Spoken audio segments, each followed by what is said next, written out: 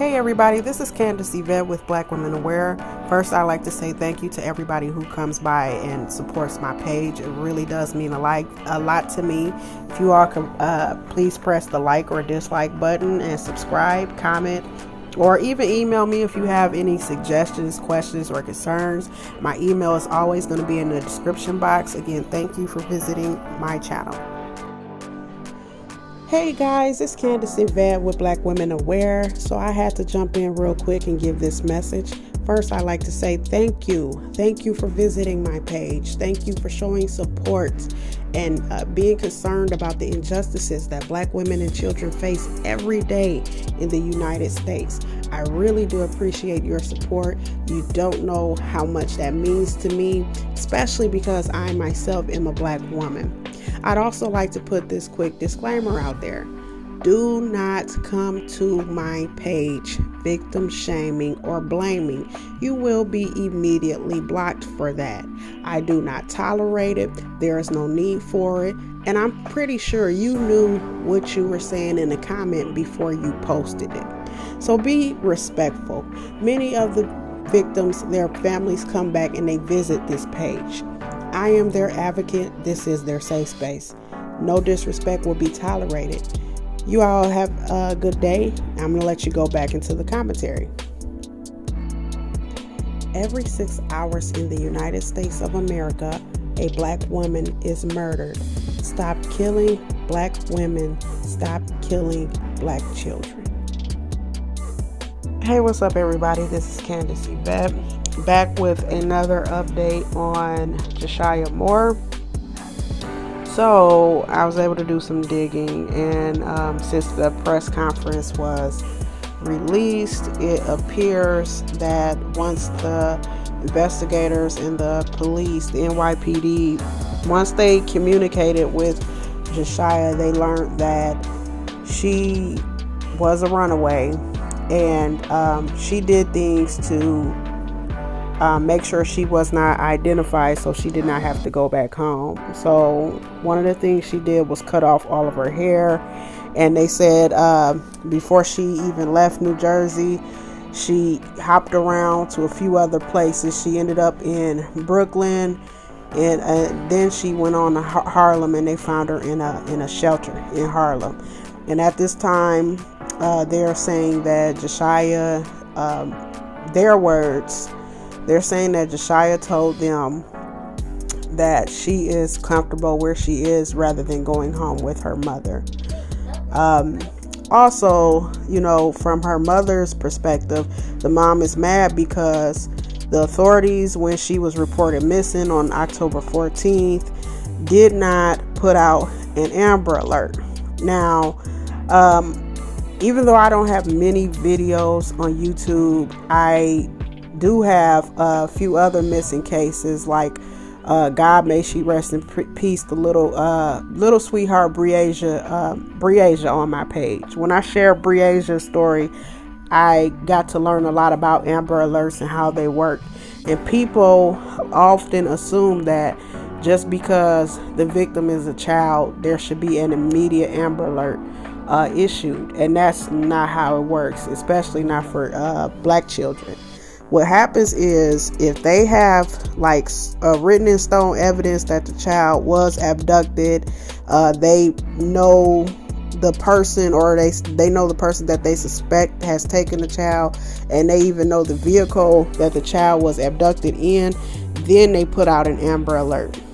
That's the only way the child gets an Amber Alert, which I kind of agree with the mother. If it's a child, if it's somebody under 18 and they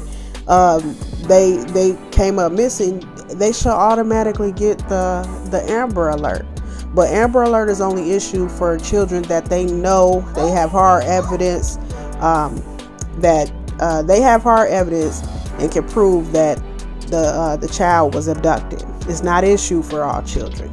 And usually when it's a child of color and the child is in the age range of Jashyah Moore, they often won't look for them as vigilantly as another child of a different race, or even a child without an Amber Alert, and they don't do that because they will automatically assume, okay, that child ran away.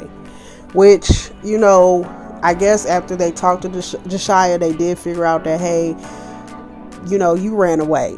You ran away, and you were, like they said in the article, they said she was very resourceful, meaning that she knew how to take care of herself. She knew where to go and what to do to not only avoid getting identified, but to take care of herself.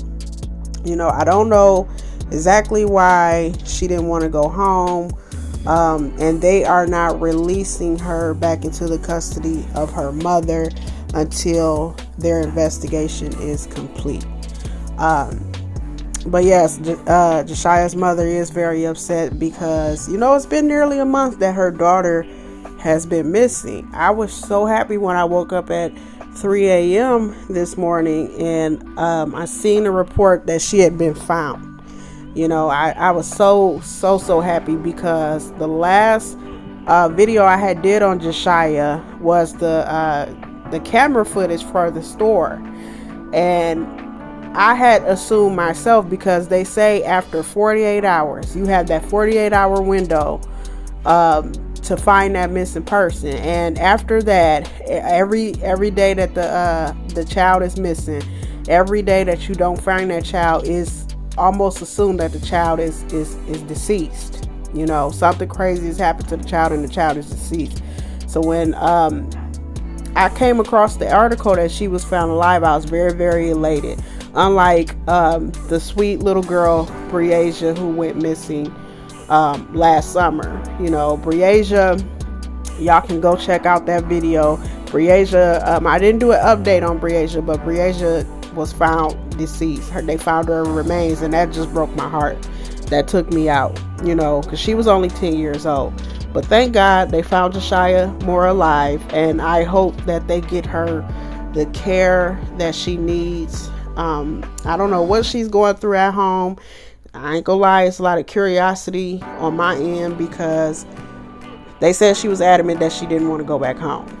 So, and I know that in some of the articles that came out, there was like some allegations saying that, and I don't care how anybody feeds their family, that's not my business, that's neither here nor there, but I'm only bringing this up because this is what was reported in the other articles. It said that her and her mom had like gotten to it, you know, allegedly because Jashyah had lost like the SNAP benefit card, and you know, I guess they didn't know how they were going to pay for groceries, which is important. You have a household to feed, I understand that, but you know, and she was made to go back up there and find it. And that's like, if you look at that camera footage on my page, that's why the man was paying for her items, because she didn't have the form of payment that she needed to pay for the groceries. So yeah, so that's the update, y'all. Like I said, I hope that young lady gets the help that she needs. I pray for her family, and just happy, just so elated that she at least was found alive. You know, everything else you can take care of, you know, later, but I'm so happy that, you know, even though she probably is not on good terms with her mother, she's alive. They still have time to figure it out. Her mother will not be burying her child. They probably need to both go to therapy or family counseling or something, you know, if it's something wrong there, because it did say in the article that I read that Jashyah did not want to go home, and until they complete their investigation, they won't release her back into her mother's custody. So I pray everything works out for both mom and daughter. Just so happy for mom that, you know, even though her daughter is not released into her custody yet, she will not be burying her daughter. So yeah, y'all be safe, be alert, be aware out there. That Jashyah had cut off her distinctive hair, and that when she was approached by the Good Samaritan in New York and asked if that was her name, she denied who she was, and then later it came out that she was unhappy. Do you know if Jashyah ran away, and do you know if a crime was committed? It appears that Jashyah was a runaway. With regard to crimes committed, this is a continuing investigation. We're not able to make any particular announcements at this time, but we are pursuing certain leads which we believe may yield some charges. Do we know where she's been the past month? Has she been in New Jersey, in the city? Who's she been staying with? Yeah. We followed a route. It appears to be circuitous. She was in several locations, as far as we can tell, in New Jersey. Ultimately, though, ending up in New York, where I believe she was staying in a shelter in Brooklyn. But she was ultimately, though, met with police uptown, I believe, in Harlem. So she was alone. She was doing the security she was making. Was she alone? She was meeting someone there who had seen her and asked her to come, and so but she came alone. Was any individual a male? Did he know her, or had he just heard about her? He had heard of her and was familiar with her some kind of way. We're getting to the bottom of that right now, but it doesn't appear that there was anything criminal with regard to that.